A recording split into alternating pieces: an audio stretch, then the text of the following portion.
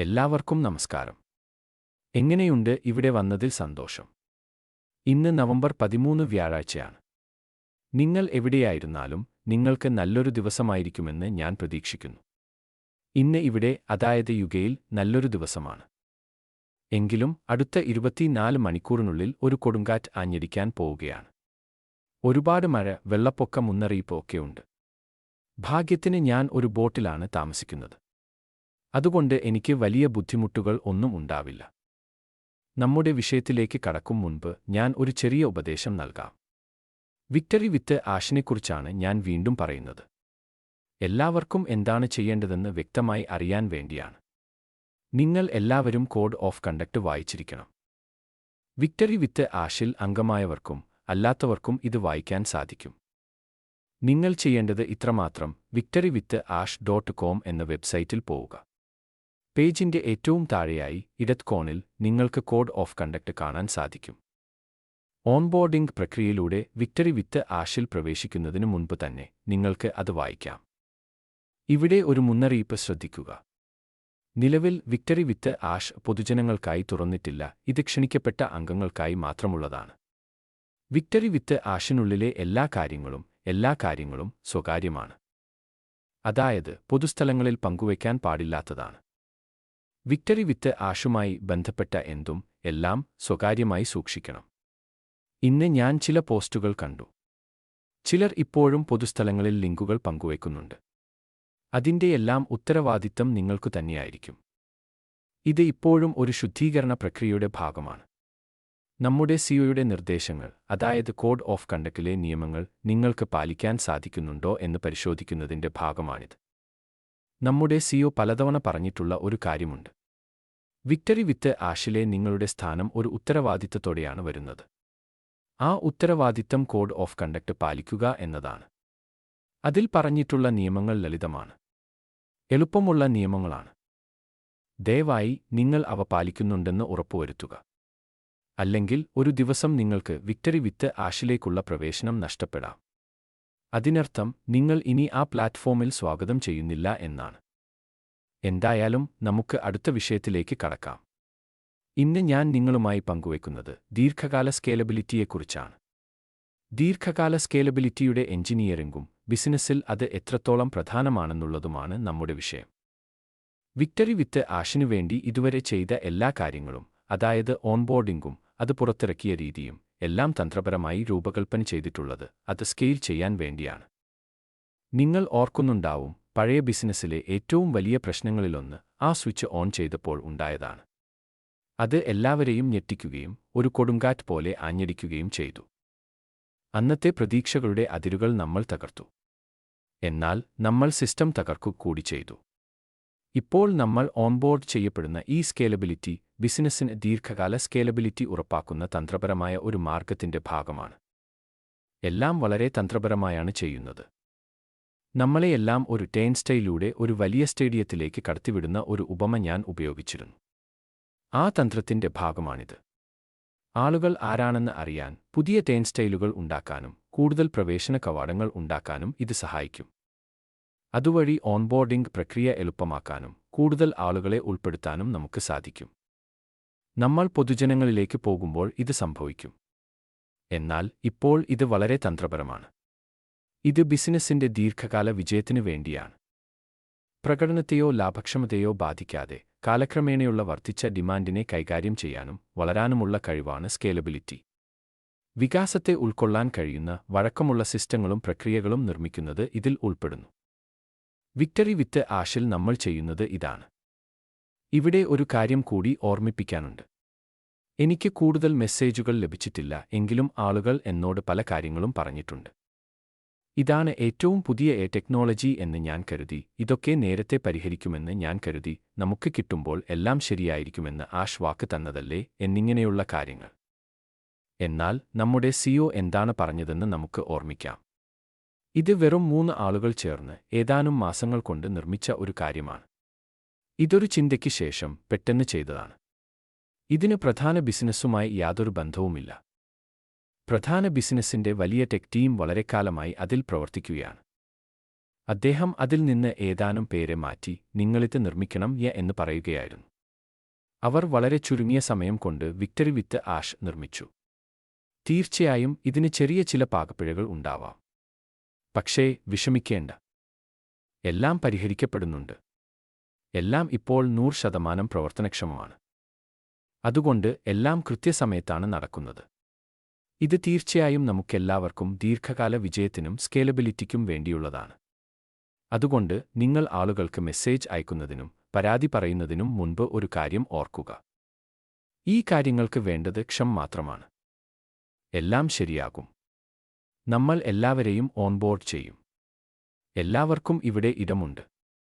ഒരു പ്രശ്നവുമില്ല. അതുകൊണ്ട് നമ്മൾ ഇപ്പോൾ ശ്രദ്ധിക്കുന്ന ഈ സ്കേലബിലിറ്റി ചെലവുകളുടെ വർധനവ് വരുമാന വർധനവുമായി പൊരുത്തപ്പെടുന്നില്ലെന്ന് ഉറപ്പാക്കാൻ സഹായിക്കുന്നു. അതിനാൽ നമ്മൾ ഒന്നിനും പണം നൽകേണ്ടതില്ല. എന്നാൽ ഒരു ബിസിനസ് കാഴ്ചപ്പാടിൽ ഈ സ്കേലബിലിറ്റി അർത്ഥമാക്കുന്നത് അവർക്ക് കാര്യങ്ങൾ എളുപ്പത്തിൽ മാറ്റാൻ കഴിയും എന്നാണ്. അത് അവർക്ക് വലിയ ചെലവുണ്ടാക്കില്ല. ഓർക്കുക, ഇതെല്ലാം നമ്മുടെ സിഒ സൗജന്യമായാണ് ചെയ്തത്. വിക്ടറി വിത്ത് ആഷുമായി ബന്ധപ്പെട്ട എല്ലാം അദ്ദേഹം നമുക്ക് നൽകിയ ഒരു സമ്മാനമാണ്. നമുക്ക് ഒരു പൈസ പോലും ചെലവില്ലാതെ ഇവിടെ പഠിക്കാൻ സാധിക്കുന്നു. ഇത് നമ്മുടെ സിഒയുടെ നല്ല മനസ്സിന്റെ ഫലമാണ്. ഇത് അദ്ദേഹം നമുക്ക് നൽകുന്ന ഒരു സമ്മാനമാണ്. എന്തുകൊണ്ടാണ്? കാരണം നമുക്ക് മുമ്പ് ഇല്ലാത്ത കഴിവുകൾ ഇത് നൽകും. പണം കൊടുത്ത് പഠിക്കേണ്ട പല കാര്യങ്ങളും നമുക്ക് ഇവിടെ സൗജന്യമായി പഠിക്കാൻ സാധിക്കും. ഇതെല്ലാം നമ്മുടെ സിഒ മനസ്സോടെ ഹൃദയത്തോടെ ചെയ്യുന്നതാണ്.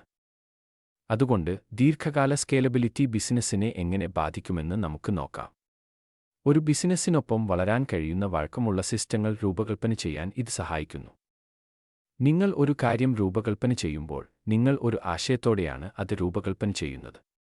അതിൽ ഉൾപ്പെട്ടിട്ടുള്ള ആളുകളുടെ എണ്ണം അനുസരിച്ച് അത് ഒരു നിശ്ചിത ലോഡിൽ പ്രവർത്തിക്കാൻ വേണ്ടിയാണ് രൂപകൽപ്പന ചെയ്യുന്നത്. ലോഡ് എന്ന് ഞാൻ ഇവിടെ ഉദ്ദേശിക്കുന്നത് ഇന്റർനെറ്റിൽ ലഭിക്കുന്ന ട്രാഫിക്കാണ്. നിങ്ങൾക്ക് വഴക്കമുള്ള ഒരു സിസ്റ്റം ഉണ്ടെങ്കിൽ കൂടുതൽ ആളുകളെ ഉൾക്കൊള്ളാൻ വേണ്ടി പെട്ടെന്ന് തന്നെ അതിൽ മാറ്റങ്ങൾ വരുത്താൻ സാധിക്കും. ഇത് ദീർഘകാല സ്കേലബിലിറ്റിക്ക് സഹായിക്കുന്നു. സെർവറുകൾ ക്ലയന്റുകളെ കാത്തിരിപ്പ് സ്ഥലത്ത് കൂടുതൽ സമയം നിർത്തുന്നില്ലെന്ന് ഇത് ഉറപ്പാക്കുന്നു. കാരണം നിങ്ങൾക്ക് കാര്യങ്ങൾ വേഗത്തിൽ വികസിപ്പിക്കാൻ സാധിക്കും. ആളുകളെ ഓൺബോർഡ് ചെയ്യുന്നതും മറ്റും ഇത് എളുപ്പമാക്കുന്നു. സിസ്റ്റങ്ങൾ ഓവർലോഡ് ആവാത്തതുകൊണ്ട് സിസ്റ്റം തകരാറുകൾ ഇല്ലാതാക്കാൻ ഇത് സഹായിക്കുന്നു. എല്ലാ പുതിയ കാര്യങ്ങളെയും പോലെ കാർ എഞ്ചിനുകൾ പോലെ അവ ശരിക്കും ഫലപ്രദവും കാര്യക്ഷമവും ആകുന്നതിന് മുൻപ് കുറച്ചു കാലം എടുക്കും. അതുപോലെ ഈ സ്കേലിംഗ് പ്രോഗ്രാമിന് ദീർഘായുസ് നൽകാൻ സഹായിക്കുന്നു. അതുകൊണ്ടാണ് ഈ തന്ത്രപരമായ റോൾ ഔട്ട് നമ്മൾ നിയന്ത്രിക്കുന്നത്. അതുവഴി എല്ലാം കൃത്യമായി പ്രവർത്തിക്കുന്നുവെന്ന് ഉറപ്പാക്കാൻ നമുക്ക് സാധിക്കും. ദീർഘകാല സ്കേലബിലിറ്റി വളർച്ചയെ പിന്തുണയ്ക്കുന്ന ഒരു അന്തരീക്ഷത്തിൽ ടീം വർക്ക് വളർത്താനും സഹായിക്കുന്നു. വിക്ടറി വിത്ത് ആഷിൽ ഇപ്പോൾ 1,00,000-ലധികം ആളുകളുണ്ടെന്ന് നമുക്കറിയാം. നമ്മുടെ സിഒ സോഷ്യൽ മീഡിയയിൽ ഇത് പങ്കുവയ്ക്കാൻ നമുക്ക് അനുവാദം നൽകിയിരുന്നു. ഇത്രയും കുറഞ്ഞ സമയം കൊണ്ട് ഇത്രയധികം ആളുകൾ ഓൺബോർഡ് ചെയ്യുന്നത് അഭൂതപൂർവമാണ്. കൂടാതെ ഇത് ആളുകളുടെ വൈദഗ്ധ്യത്തിനും ആകാംക്ഷയ്ക്കും വേണ്ടിയുള്ളതാണ്. അതുവഴി അവർക്ക് വിക്ടറി വിത്ത് ആഷിൽ പ്രവേശിക്കാൻ സാധിക്കും. ജീവനക്കാർക്കോ നമുക്കോ പുതിയ കഴിവുകൾ വികസിപ്പിക്കാൻ കഴിയുന്ന ഒരു അന്തരീക്ഷം വളർത്താൻ ഇത് അനുവദിക്കുന്നു. ഈ പുതിയ കഴിവുകൾ പഠിക്കാനാണ് നമ്മൾ വിക്ടറി വിത്ത് ആഷിൽ ഉള്ളത്. ഒരു ബിസിനസ്സിന്റെ പ്രവർത്തനപരമായ ഭാഗത്ത് നിങ്ങൾ തന്ത്രപരമായി ഒരു കാര്യം പുറത്തിറക്കുകയും തുടർന്ന് കാര്യങ്ങൾ സ്കെയിൽ ചെയ്യുകയും ചെയ്യുമ്പോൾ ഈ ബിസിനസ് വികസിക്കുമ്പോൾ സ്ഥിരത ഉറപ്പാക്കാൻ വ്യക്തമായ സിസ്റ്റങ്ങളും പ്രക്രിയകളും നടപ്പിലാക്കാൻ ഇത് സഹായിക്കുന്നു. നിക്ഷേപങ്ങളുടെ വിഭവങ്ങൾക്കും വിനിയോഗത്തിനുമുള്ള ഒരു ശക്തമായ ചിന്താഗതി വികസിപ്പിക്കാൻ ഇത് സഹായിക്കുന്നു. കൂടാതെ നിങ്ങളുടെ വിപണിയും ഉപഭോക്തൃ സ്വഭാവവും എന്താണെന്ന് മനസ്സിലാക്കാൻ ഇത് സഹായിക്കുന്നു. ഈ തന്ത്രപരമായ റോൾ ഔട്ടിലൂടെ ഓൺബോർഡിംഗ് പ്രക്രിയയിലൂടെ ഇതെല്ലാം തിരിച്ചറിയാൻ സാധിക്കുന്നു. അതുവഴി ദീർഘകാല സ്കേലബിലിറ്റിക്ക് വേണ്ടി നിങ്ങൾക്ക് വളർച്ചയ്ക്ക് അനുസരിച്ച് മാറ്റങ്ങൾ വരുത്താനും പൊരുത്തപ്പെടാനും സാധിക്കും. അതുകൊണ്ട് ഒരു ബിസിനസ്സിന് വഴക്കം വേണം, വളയണം, മാറണം എന്നൊക്കെയാണ് നമ്മൾ ഇവിടെ പറയാൻ ശ്രമിക്കുന്നത്. നിങ്ങൾക്ക് കടുപ്പമേറിയ കാര്യങ്ങളാണ് ഉള്ളതെങ്കിൽ ഇത് സംഭവിക്കാൻ അത് അനുവദിക്കില്ല. എന്നാൽ ഓൺബോർഡിംഗ് വളരെ തന്ത്രപരമായി ചെയ്തുകൊണ്ടും അത് പുറത്തിറക്കിയ രീതി വളരെ നന്നായി രൂപകൽപ്പന ചെയ്തുകൊണ്ടും ഈ സ്കേലബിലിറ്റി സംഭവിക്കാൻ ഇത് തീർച്ചയായും അനുവദിച്ചു. കാരണം ആദ്യത്തെ മുൻഗണനാ സ്ഥാനങ്ങൾ മുതൽ അടുത്ത ആളുകളുടെ തിരമാല വരെ എല്ലാം ആദ്യ ദിവസം മുതൽ അവർക്ക് പൂർണ്ണ നിയന്ത്രണത്തിലായിരുന്നു. അങ്ങനെ അത് ഒരു നിയന്ത്രിത പരിതസ്ഥിതിയിൽ സ്കെയിൽ ചെയ്യാൻ സാധിച്ചു. ദീർഘകാല സ്കേലബിലിറ്റിക്കുള്ള ആ വഴക്കം ഇത് തീർച്ചയായും അനുവദിക്കും. സിസ്റ്റത്തിന് പെട്ടെന്ന് കൈകാര്യം ചെയ്യേണ്ടിവരുന്ന ഒരു കാര്യമല്ല ഇത്. എന്നാൽ മുൻപ് കണ്ടിട്ടില്ലാത്ത ആവശ്യകതകൾ അല്ലെങ്കിൽ വിഭവങ്ങൾ എന്നിവയുടെ വർധനവിന് ഇത് അനുവദിക്കുന്നു. നമ്മുടെ പ്ലാറ്റ്ഫോമിന്റെ വർദ്ധിച്ചുവരുന്ന ആവശ്യം കാരണം ഭാവിയിൽ എങ്ങനെ സ്കെയിൽ ചെയ്യാം എന്നതിന്റെ തന്ത്രം കമ്പനിക്ക് നോക്കാൻ ഈ കാര്യങ്ങളെല്ലാം സഹായിക്കുന്നു. അതുകൊണ്ട് നിങ്ങൾ ഇത് യുക്തിപരമായ രീതിയിൽ ചിന്തിക്കാൻ തുടങ്ങിയാൽ ഈ റോൾ ഔട്ട് ചെയ്ത രീതി, ഈ സ്കേലബിലിറ്റി, ഈ വഴക്കം, ഇതെല്ലാം ഭാവിയിൽ സംഭവിക്കുന്ന എന്തിനോടും വളയാനും പൊരുത്തപ്പെടാനും കഴിയുമെന്ന് അർത്ഥമാക്കുന്നു. ദീർഘകാല സ്കേലബിലിറ്റിയും തന്ത്രപരമായ റോൾ ഔട്ടുകളും എങ്ങനെയാണ് ഒരു കമ്പനിയെ നിയന്ത്രിത പരിതസ്ഥിതിയിൽ വികസിപ്പിക്കാനും അതേസമയം നിർമ്മിക്കാനും സഹായിക്കുന്നത് എന്നതിനെക്കുറിച്ച് ഇതൊരു രസകരമായ വിഷയമാണെന്ന് ഞാൻ കരുതി. അല്ലെങ്കിൽ നിങ്ങൾക്കറിയാം, അത് തകർന്നു പോവുകയേ ഉള്ളൂ. ഇതിന് ഒരുപാട് ഉദാഹരണങ്ങളുണ്ട്. അതിലൊന്ന് യുഎസിലെ ഒരു സർക്കാർ വെബ്സൈറ്റായിരുന്നു. അവിടെയുള്ള എൻ്റെ സുഹൃത്തുക്കൾക്ക് ഇതിൻ്റെ പേര് അറിയാമായിരിക്കും. അത് തുറന്നപ്പോൾ 2.5 ദശലക്ഷം ആളുകൾ അതിൽ പ്രവേശിക്കാൻ ശ്രമിച്ചു. അത് ഉടൻ തന്നെ തകർന്നു.